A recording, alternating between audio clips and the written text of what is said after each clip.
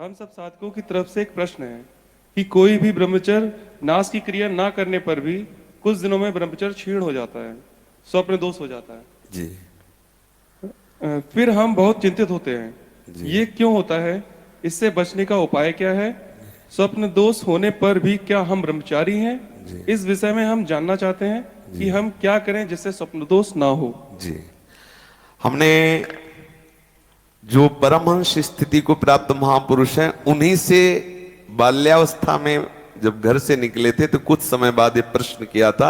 नजफगढ़ स्थान गंगा किनारे है, श्री ओंकारानंद सरस्वती जी उनका नाम था, वो अंतर ध्यान हो चुके। तो उनसे प्रश्न किया था कि महाराज जी, कोई भी शारीरिक काम चेष्टा ना होने पर भी उपासक के शरीर से जो वीर्यपात होता है, क्या उसका ब्रह्मचर्य क्षीण माना जाएगा? यदि क्षीण माना जाएगा तो वो क्यों निकलता है जब उसकी कोई क्रिया नहीं? उसे कैसे रोका जा सकता है? तो जो उन्होंने बताया था उस समय साधारण शब्दों में, वीर दो तरह से निकलता है। एक तो जो घातक है वो उसी के शरीर से निकलेगा जिसने हस्तमैथुन किया है या गंदी क्रियाएं करके बच्चापन से ही वीर को नष्ट किया है। जैसे 12-13 वर्ष की अवस्था है और उस अवस्था से आप अपने कुसंग के कारण वीर का नाश कर रहे हैं, तो कुछ वर्षों तक हस्तमैथुन करने वाला या अन्य गंदी चेष्टा करने वाला ये नहीं जान पाता है कि इसके द्वारा मेरी हानि हो रही, वो नहीं समझ पाता, क्योंकि जीवनी शक्ति भगवान अपनी तरफ से देते हैं। वो बिल्कुल ना खाए और हस्तमैथुन करे तो भी उसको समझ में नहीं आएगा। कुछ समय के बाद जब उसकी स्थायी जीवनी शक्ति से क्षीण होना प्रारंभ हो जाएगा, तब उसे वो लक्षण जो हस्तमैथुन करने से नाश ऐसे उस प्रसंग में बताया गया, वो लक्षण उसके जीवन में उत्पन्न होने लगते हैं। अब यदि वो किसी संग के प्रभाव से हस्तमैथुन बंद कर देता है तो उसका वीरपात होगा।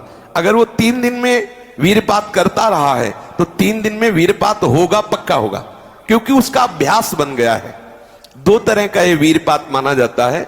एक, जैसे आप ठीक दिनचर्या से चल रहे हैं, आपका खान पान संयम सब ठीक। पहली बात तो यह है कि जिसने कभी हस्तमैथुन आदि के द्वारा वीरपात किया ही नहीं, उसका असली वीर कभी वीरपात होगा ही नहीं। बात पक्की समझ लेना। ये जीवन के अनुभव की बात करें, इसमें मतलब क्यों में लगाने की जरूरत नहीं, आप खुद देख लीजिएगा। यदि आपने कभी हस्तमैथुन नहीं किया, कभी किसी भी तरह से जनेंद्री का घर्षण करके वीरपात नहीं किया, तो आपकी वो संतानोत्पत्ति की क्षमता वाला जो वास्तविक वीर है वो स्वाभाविक निकल ही नहीं सकता। यदि आपने मार्ग दे दिया है फिर उसके निकलने का मार्ग हो गया है। तो एक होता है, परमहंस जी ने बताया कि एक होता है कि आप सो रहे हैं और आपको बिल्कुल पता नहीं, मतलब बिल्कुल कोई काम का संकल्प नहीं, कोई क्रीड़ा नहीं, और आप जगे, आपको ऐसा लगा कि वीरपात हो गया, वो दोष नहीं है। जैसे जब हम गुड़ बनाते हैं तो उसमें गंदा फेन निकलता है ऊपर, पतोई कहते हैं गांव में। जैसे अरहर की दाल जब उबाली जाती थी गांव में तो ऊपर उसका फेन निकलता है, ऐसे ही ये शरीर का विकार निकला, ना कि ब्रह्मचर्य नष्ट करने वाला वीर। बहुत ध्यान पूर्वक सुनने लायक। उपासक को उसमें परेशान नहीं होना। आपको बिल्कुल पता नहीं चला, कोई चेष्टा नहीं हुई, किसी भी तरह की हरकत नहीं हुई, और आप जगे हो, आपको लगा कि वो हमारे वस्त्र गंदे हो गए, तो वो आप ब्रह्मचारी ही हैं। आपके ब्रह्मचार्य का नाश नहीं हुआ, वो जीवनी शक्ति नहीं निकली। और आप हस्तमैथुन या अन्य क्रियाओं द्वारा वीरपात करते रहे और आज आपने रोक दिया कि आज से नहीं करूंगा, तो बंद नहीं हो जाएगा, वो चलेगा। अगर आप ठीक नियम से चलेंगे तो 6 महीना लगेंगे आपको उसको कवर करने में, 6 महीना लगेंगे। और अगर आपने प्रमाद स्थिति की, वो तो निकल ही जाता है, फिर हमको करने से क्यों मना किया जाता है? तो आप देख लेना, कुछ समय बाद आपकी हालत बहुत गंभीर हो जाएगी, जो आप बता भी नहीं पाएंगे किसी से। क्या गंभीर हो जाएगी? आप ऐसे ही साधारण क्रियाओं में ब्रह्मचर्यहीन हो जाएंगे, ऐसे ही छुएंगे वैसे आप ब्रह्मचर्यहीन हो जाएंगे। ये हम सब महापुरुषों के अनुभव और मिले हुए लोगों से, सैकड़ों लोग ऐसे मिलते हैं जो अपनी स्थितियों को बताते हैं। तो जो संत महापुरुषों ने जीवन में अनुभव किया है, उसके आधार पर पहले साधक को चाहिए कि ये देख ले कि हमारे द्वारा कोई हस्त मैथुन आदि क्रियाएं, जो निंदनीय क्रियाएं, वो तो नहीं हो रही। एक हमारे अंदर मान्यता बैठ गई है कि वीर क्षरण में ही आनंद है। ये साधक को छोड़ना होगा। जिनके दिमाग में बैठ गया है कि वीर क्षरण करना ही, कुछ लोग कहते हैं आप हस्त मैथुन को मना करते हैं और ब्याह हुआ नहीं है तो क्या करे, बलात्कार करे, ऐसे दुष्ट लोग हैं।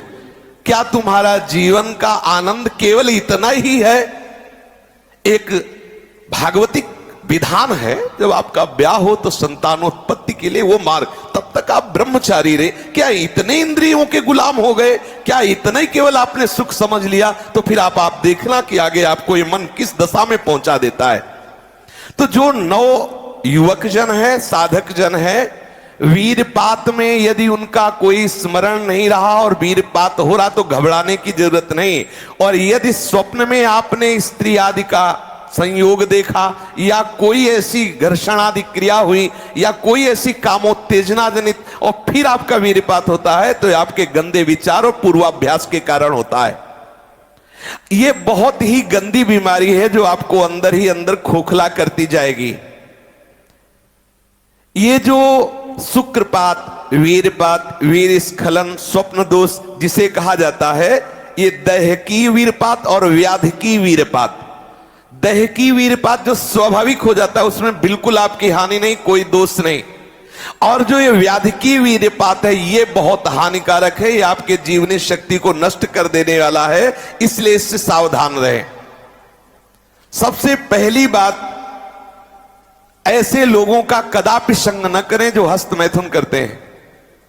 जो ऐसे लोगों का कदापि संग न करें जो गंदी तरीके से वीर का नाश करते हैं। वीर्य संतानोत्पत्ति के लिए शास्त्र आदेश करता है, मनोरंजन के लिए नहीं। ये जीवनी शक्ति, मनोरंजन का भी भाग नहीं है। पहली बात, इस स्वप्न दोष से निकलने के लिए हस्त मैथुन को पूर्णतया बंद कर दिया जाए। अगर आप सदगृहस्थ भी हो चुके हैं तो कुछ महीने के लिए आप अखंड ब्रह्मचर्य का नियम लें, जब तक आपका वीरपात होना ठीक ना हो जाए। आप वो हानिकारक जो कामोत्तेजना बढ़ाने वाले भोजन है उनको छोड़िए, जैसे अत्यधिक नमक, बहुत कड़वी लाल मिर्च, और जैसे बहुत ही वो मीट मसाला आदि जो बहुत ही कड़वा तीखा, ऐसा गरम मसाला, और बिल्कुल गर्मा गर्म भोजन। ये आपके स्वप्न दोष के ठीक होने की बात है। यदि आप स्वप्न दोष से बचना चाहते हैं तो अत्यधिक नमक, बहुत कड़वी मिर्च, बहुत ही वो उष्ण गर्मा गर्म भोजन, बहुत गर्म मसाले से बना हुआ भोजन, और अत्यंत खट्टी चटनी, जैसे इमली की है, कच्चे आम की चटनी है, और मांस। ये जो लोग कहते हैं कि मांस ताकतवर होता है, तुम्हारी चर्बी बढ़ा देगा, ताकत नहीं। ताकत कहते हैं संकल्प शक्ति को। ताकत शरीर शक्ति प्रधानता नहीं होती। संकल्प शक्ति का एक महात्मा पूरे समुद्र को अंजुलि में पी गया। देखो, संकल्प शक्ति, शरीर की शक्ति एक सीमित शक्ति है, संकल्प शक्ति एक महान शक्ति है। जो ब्रह्मचर्य से युक्त होता है उसकी संकल्प शक्ति बढ़ती है। भले आप मांस खा के मोटी चर्बी और आप व्यायाम करके दिखा सकते हैं कि देखो मैं ब्रह्मचर्य क्षीण करता हूं लेकिन बलवान हूं, लेकिन आप आत्मशक्तिहीन है। वो आपका मोटा हो जाना बलवान नहीं है, आपके सुंदर सुंदर मांसपेशियां निकल आना वो बल नहीं है। आप शक्ति, बलवान वो है जो आए हुए आंतरिक वेगों को सह जाए। आए हुए आंतरिक वेग को जो सह गया वही बलवान है।